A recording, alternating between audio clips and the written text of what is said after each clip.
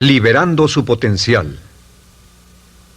Hablando de potencial humano, ¿alguna vez se han preguntado a qué se debe la gran disparidad de resultados y desempeño entre una persona y otra?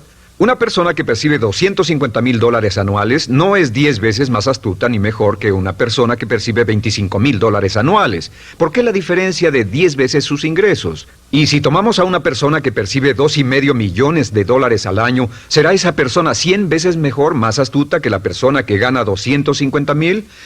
Imposible.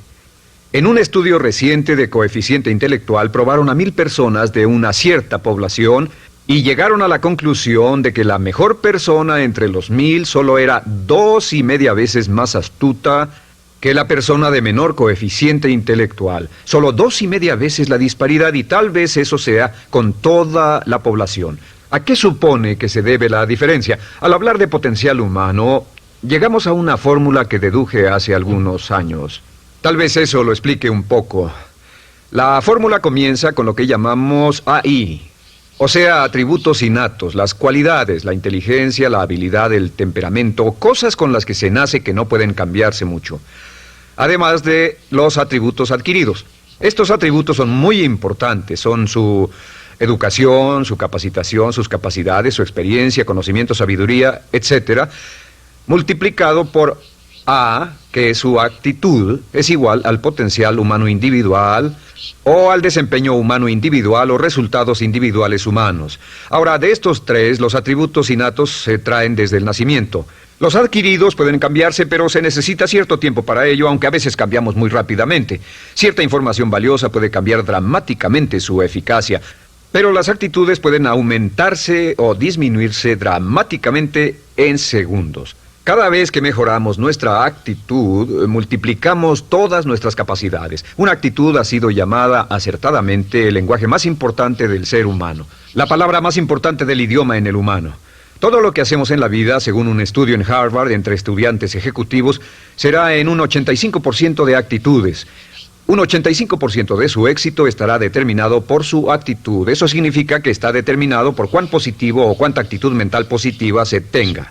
Las personas con actitudes mentales positivas tienden a avanzar más rápidamente, se mueven hacia la cima en organizaciones valiosas, ganan más dinero, sacan más satisfacción de la vida. Una actitud mental positiva no significa que baile por las calles y arroje flores. Solo significa que tome una actitud constructiva en general o se aproxime hacia su trabajo, su vida, sus problemas, relaciones, etc.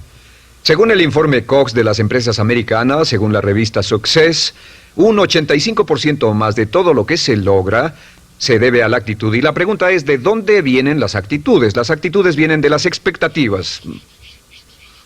Muy simple, ya hablamos de eso.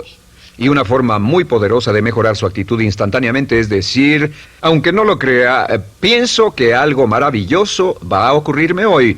Como dijimos antes, nuestras expectativas sobre los desenlaces determinan nuestra actitud. Si espera que las cosas salgan bien, tendrá una actitud positiva. Si espera que salgan mal, tendrá una actitud negativa. Y lo maravilloso es que podemos fabricar nuestras expectativas. Podemos esperar lo que deseamos. Podemos esperar cosas buenas, cosas malas, y no nos decepcionaremos. ¿De dónde surgen nuestras expectativas? Nuestras expectativas surgen de nuestras creencias y de nuestros valores. Son el centro de los factores motivacionales de nuestra personalidad, nuestras creencias. Y esto nos conduce a un entendimiento del potencial humano. Significa básicamente que nuestra actitud es una expresión externa de lo que está ocurriendo internamente. Y esto es consistente con las leyes mentales. Con respecto a las creencias, cada uno de nosotros tiene muchas creencias en el fondo que los psicólogos llaman los conceptos propios. El concepto propio, o su descubrimiento, es considerado por muchos como el logro único y más importante para comprender el desempeño humano en el siglo XX. Yo estoy de acuerdo. El concepto propio es como, si queremos usar una analogía militar, el centro de mando. O si queremos usar una analogía técnica, es el programa central de su computadora básica. Es un grupo de creencias, valores, actitudes, sentimientos, ideas, etcétera, almacenadas en el fondo de nosotros y son el resultado de casi todas las experiencias que hemos tenido en la vida. Y algunos investigadores dicen que el concepto propio comienza a formarse aún antes del nacimiento, pero el concepto propio, una vez colocado, Precede, predice y determina sus niveles de eficacia y desempeño en todas las áreas de nuestra vida. El concepto propio se convierte en el centro de mando o el programa maestro. El concepto propio de este grupo de creencias determina lo que dirá, lo que hará, cómo actuará, cómo se siente y reacciona, etc. ¿Qué significa esto? Significa que todas las mejoras en su vida externa, todos los cambios en su realidad comienzan con un cambio en su concepto propio. Les voy a explicar lo que significa. Esta es una gráfica muy simple. Hablamos de potencial humano y decimos que la persona promedio usa un 10% o menos de su potencial. Según investigaciones, tal vez es mucho menos. El Instituto Stanford Brain en Santa Clara, California, estima que tal vez se aproxime a un 2%. Seremos generosos y diremos que la persona promedio usa un 10%. Significa que en los mejores casos, la mayoría, como usted o yo, no usamos un 90% de nuestro potencial. Uno de los mejores filósofos, Oliver Wendell Holmes, dice que la tragedia de la persona promedio es que llegan a la tumba con su música aún por dentro. Aún están funcionando con mucho menos de su potencial total. Y esto es el potencial humano. Sabemos que existe una relación directa entre el potencial humano y el concepto propio. Pero como nuestros conceptos propios o nuestras estimaciones de nosotros mismos generalmente son mucho menores de lo que debieran ser, nuestro nivel de desempeño y eficacia también es menor. Sabemos que nuestro concepto propio es altamente subjetivo. ¿Qué significa esto? Significa que el concepto propio, lo que pensamos que es cierto sobre nosotros mismos, no está basado en la realidad, está basado en información que hemos tomado y aceptado como cierto, hasta el grado en que creemos lo que sea de nosotros mismos y se vuelve cierto para nosotros porque actuamos de una forma consistente con ello. Algunas personas que leen sus horóscopos y creen en horóscopos predicen su futuro. Hay algunas personas que toman la crítica y las opiniones de otros a quienes ni siquiera respetan y hacen suyas esas ideas, dando un resultado muy negativo. Lo que piense, lo que acepte como cierto, se vuelve cierto para usted. También sabemos que como adultos tenemos una variedad de conceptos propios. Tenemos un concepto propio de cómo vestirnos, cuánto pesamos, lo que comemos, lo bien que podemos hablar en público, qué tipo de padres somos, qué tipo de hijos somos con nuestros padres, qué tipo de esposo o esposa somos, qué tipo de amante, de conductor. Lo interesante de manejar es que todos los hombres tienen un concepto muy positivo con respecto a esto. Las mujeres no entienden esto, pero los hombres nacen con un genio inherente para manejar. Todos los hombres son choferes excelentes. Si no lo creen, todo lo que tienen que hacer las mujeres que están viendo esto es pensar en la última vez que trataron de corregir la forma de conducir de un hombre y recordarán que no obtuvieron buenas respuestas. ¿Cómo respondemos ante alguien que desafía nuestro concepto propio, sugiriendo que no somos las personas que pensamos ser? Estamos a la defensiva, nos enfadamos, nos irritamos, es difícil que nos traten. Tenemos un concepto propio de lo creativos que somos, lo inteligentes, lo rápido que leemos, lo bueno que somos en los deportes, y si practicamos una gran variedad de ellos, tenemos un concepto propio para cada uno de ellos. Tenemos un concepto propio de lo bien que cocinamos, de lo bien que educamos a nuestros hijos, de lo bien que limpiamos nuestra casa, los autos que manejamos, etc. Y también de lo que valemos por lo que ganamos. Es muy interesante saber que nunca ganamos más del 10% de nuestro concepto propio en ingresos. Nuestro concepto propio determina nuestro nivel de ingresos. Este nivel de concepto propio se llama zona de confort. Y aunque queramos más dinero, veremos que la tendencia humana natural de todas las actitudes es luchar por lograr entrar a la zona de confort y luego quedarnos ahí. Si ganamos un 10% por encima de nuestro concepto propio de ingresos, tendremos una necesidad imperante de deshacernos de ese dinero. Lo donaremos, lo gastaremos en forma extravagante y hasta lo perderemos si recibimos demasiado. Las personas que ganan la lotería siempre están quebradas a los 2 o 3 años. Queman el dinero porque ese dinero está más allá de su concepto propio. Si gana 10% o menos de su nivel de concepto propio, se descubrirá luchando, trabajará más duro, más tiempo, pensará en forma más creativa, buscará diferentes formas para aumentar sus ingresos o sus segundos ingresos. La única forma de mejorar cualquier parte de su vida, incluyendo sus ingresos, es aumentando el nivel del concepto propio de sus ingresos, comenzando a pensar en usted como si estuviera ganando más dinero. Si quiere bajar de peso, la única forma en que podrá lograrlo es pensando en que está delgado. Piense en usted mismo como una persona más delgada. Si quiere volverse una persona más popular, más amorosa, más feliz o más sana, comience a pensar una y otra vez en esas cosas hasta que se vuelvan parte de su nuevo concepto propio. Hablaremos de eso más adelante. Es una parte esencial de la programación de su mente hacia el éxito. Su concepto propio global está determinado por el promedio de sus conceptos propios en las áreas que considere importantes. Ahora, su concepto propio está formado de 3 partes críticas. La primera parte del concepto propio es el ideal propio. El ideal propio es la persona que más desearía ser, es su idea de lo que constituye un ganador, es su visión ideal de lo mejor que puede ser usted. Nada más, una de las cosas que sabemos de las personas con éxito es que las personas con éxito tienen ideales propios muy claros, ideales claros de quién quieren ser en el futuro.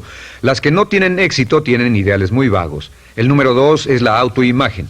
La autoimagen es como un retrato de cómo se ve a sí mismo y lo que piensa de sí mismo. La autoimagen es el espejo interno, es como se percibe a sí mismo ahora en su desempeño actual, en forma cotidiana. La tercera parte es su autoestima. Su autoestima es cómo se siente consigo mismo.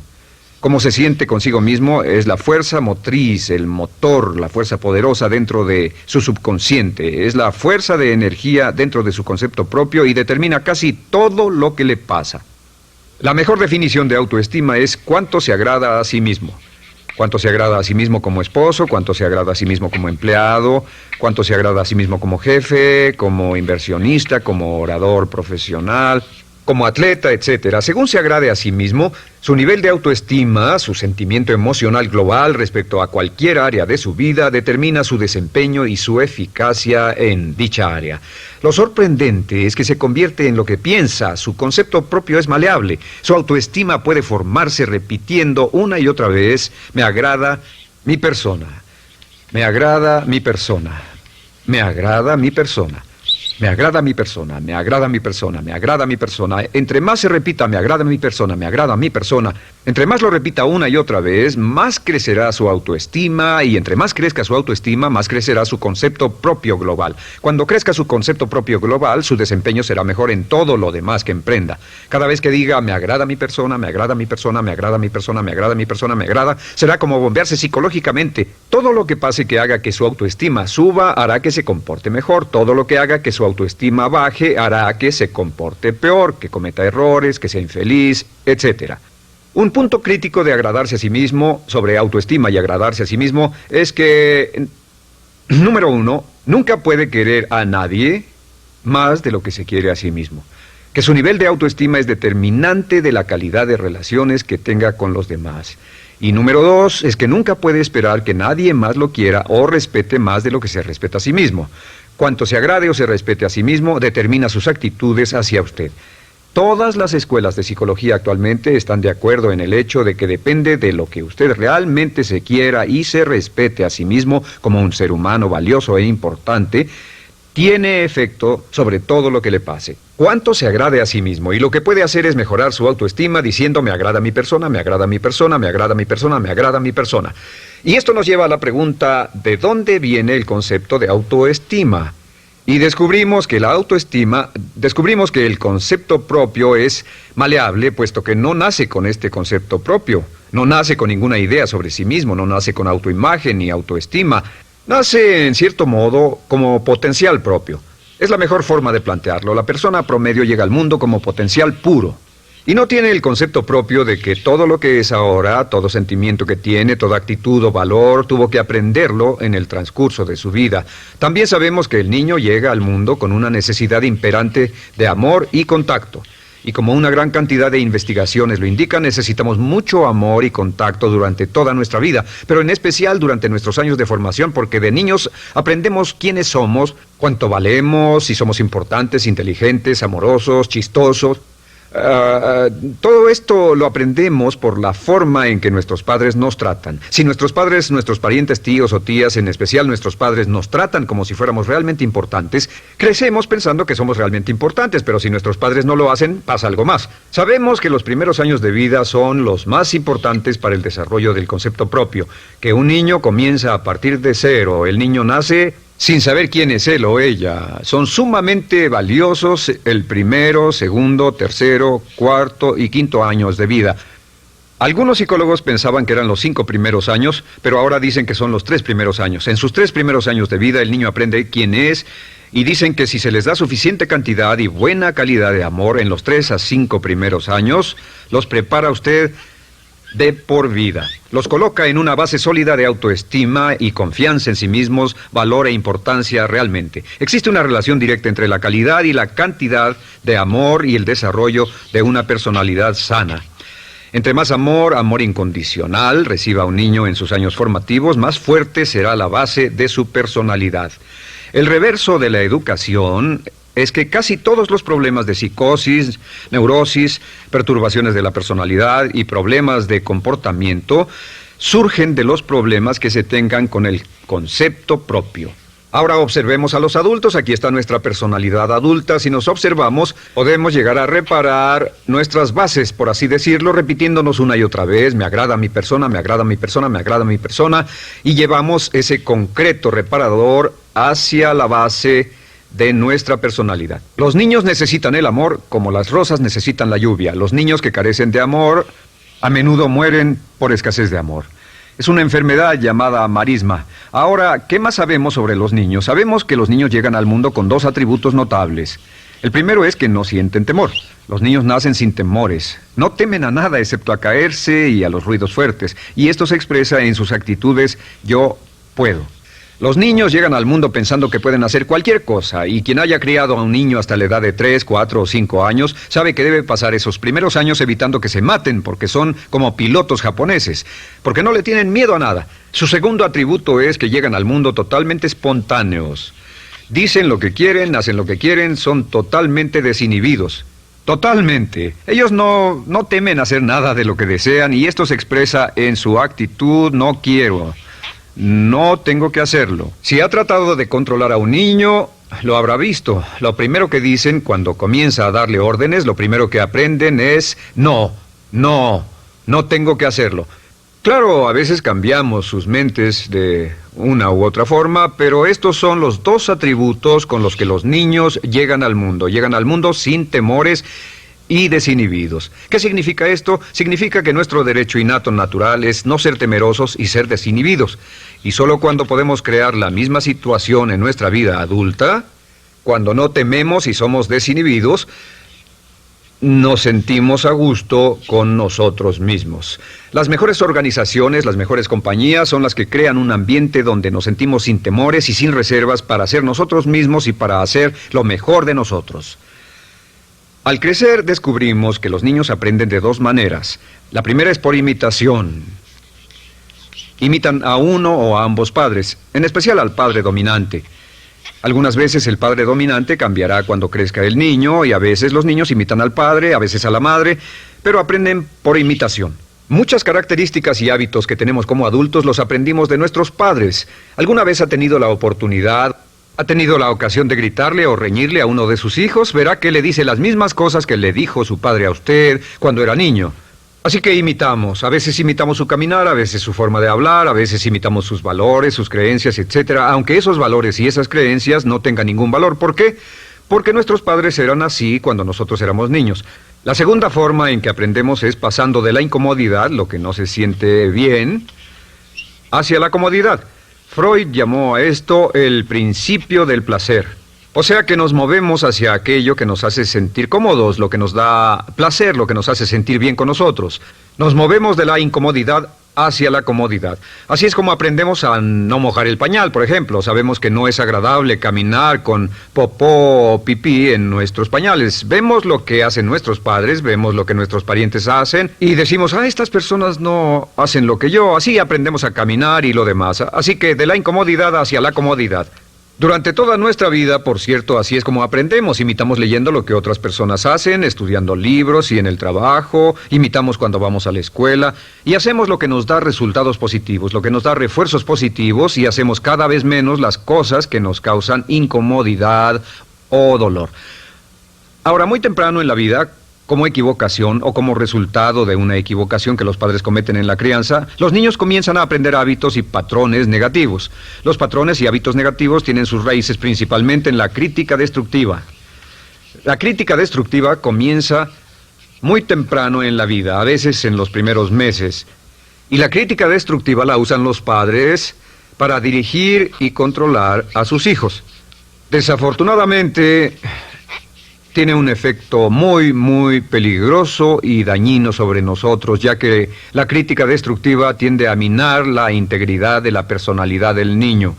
Muchos de nosotros, incluyéndome a mí y a muchos de ustedes, nos hemos visto minados y heridos por la crítica destructiva más que todas las guerras en la historia. Ahora, como resultado de la crítica destructiva, comenzamos a desarrollar hábitos y patrones negativos. Los patrones de hábitos negativos son respuestas condicionadas hacia los estímulos.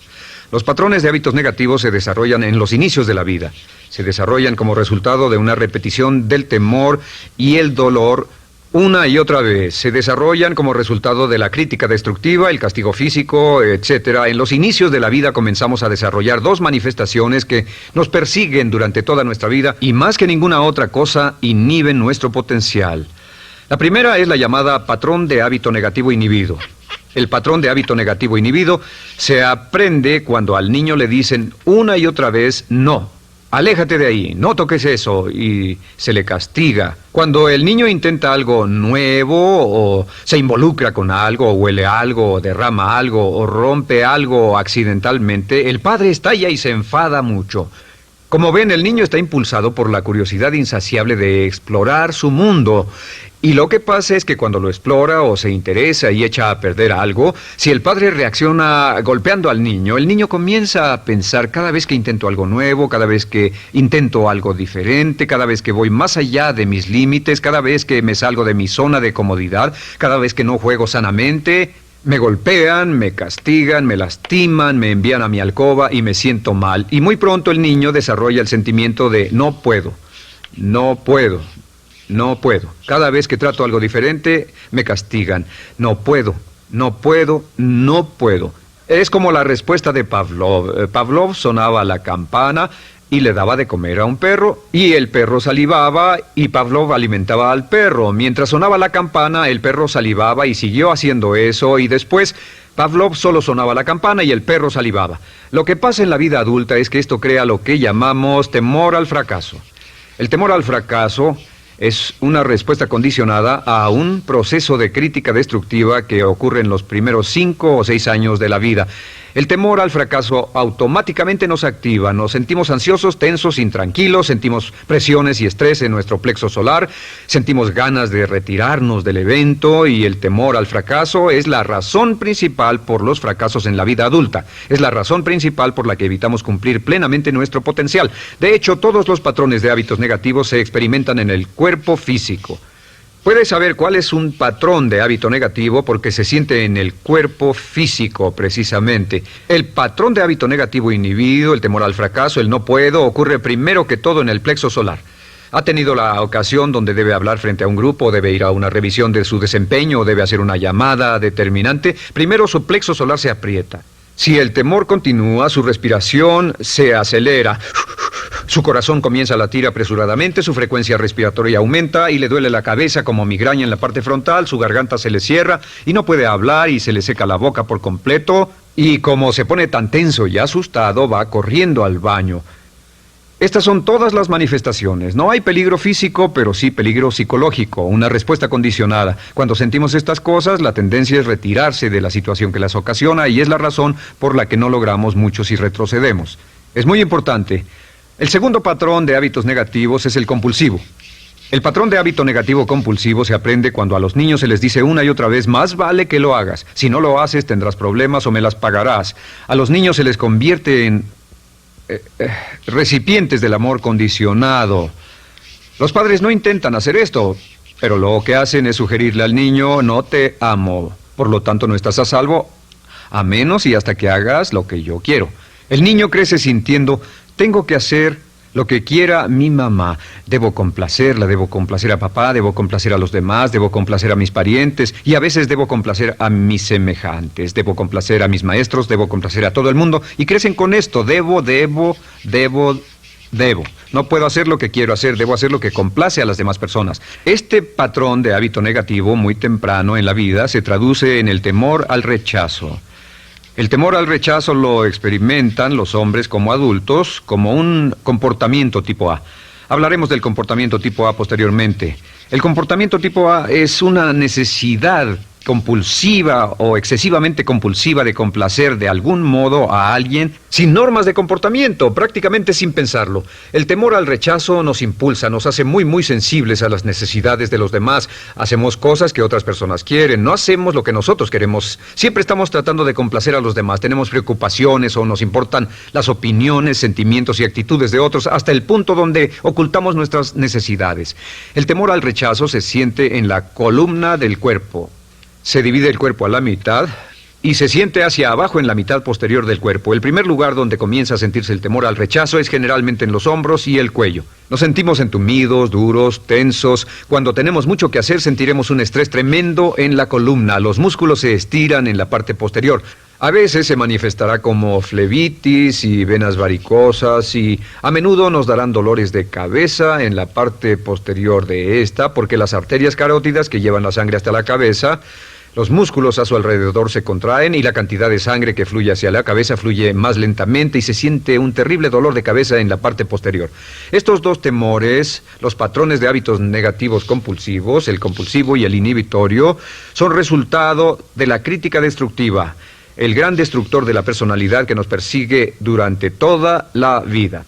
Y lo maravilloso de todo esto es que como son patrones de hábitos aprendidos, podemos olvidarlos. Podemos acabar con el temor al fracaso que nos detiene. Podemos acabar con el temor al rechazo que hace que hagamos cosas que complacen a los demás en vez de complacernos a nosotros, trabajando con nuestra propia autoestima. Porque existe una relación inversa entre la autoestima y el patrón de hábitos negativos. Porque entre más se agrade a sí mismo, menos teme al fracaso. Entre más se agrade a sí mismo, menos teme al rechazo. Entre más se agrade a sí mismo, menos temerá a cualquier cosa. Y si sigue repitiendo, me agrada mi persona, me agrada mi persona, me agrada mi persona una y otra vez, si sigue diciendo esto, con el tiempo su autoestima sube más y más y más y más y sus temores desde luego bajan. Cuando su autoestima sube, sus temores van en dirección opuesta. Ahora, ¿cómo enfrentar la crítica destructiva si debe criticar a otras personas? Pues eso es muy simple. Muchos padres nos han preguntado eso. ¿Cómo se controla a los niños? Una de las claves para controlar a los niños es dirigirlos para que hagan algo constructivo en lugar de hacer algo destructivo. Otra cosa que debe recordarse es que lo que quiere hacer es que quiere dar una crítica informativa, crítica constructiva, lo que significa que se les dice a los niños lo que pueden hacer o a los adultos lo que pueden hacer mejor. Todo el propósito de dar retroalimentación de cualquier tipo es mejorar el desempeño. Si es padre o si es jefe o si es una persona en una relación, si una persona está haciendo algo malo o inadecuado, todo el propósito de darles cualquier tipo de retroalimentación es para que puedan hacerlo mejor. Sin embargo, existe una relación directa entre la autoestima y la crítica destructiva. Cada vez que se critica a una persona, su autoestima baja.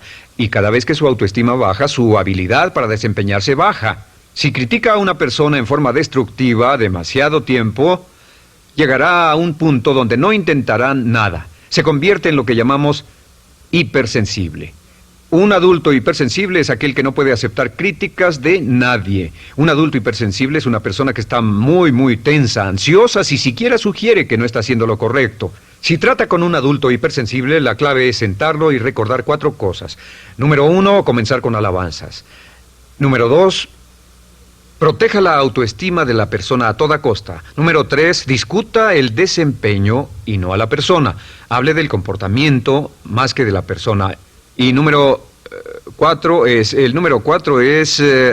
enfocarse hacia el futuro en vez de en el pasado. Enfóquese hacia lo que va a hacerse en forma diferente en el futuro en vez de lo que pasó en el pasado. ¿Por qué? Una razón muy simple, porque una persona no puede controlar el pasado. Al no poder controlar el pasado, cualquier crítica de lo que han hecho en el pasado les da un estrés tremendo y frustración. Así que, en resumen, la clave del éxito en la vida es una actitud mental positiva. Una actitud mental positiva se basa en expectativas de éxito, de una serie de expectativas positivas.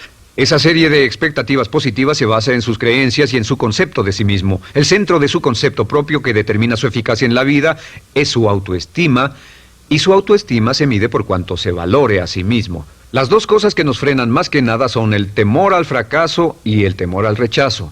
Y uno de nuestros secretos centrales de éxito es este: Conviértase en un organismo generador de autoestima perpetua. Haga continuamente cosas para usted mismo, hacia sí mismo en su vida, que hagan que se agrade a sí mismo, que se ame, que se acepte, que se respete, que hagan que se sienta fantástico con usted mismo.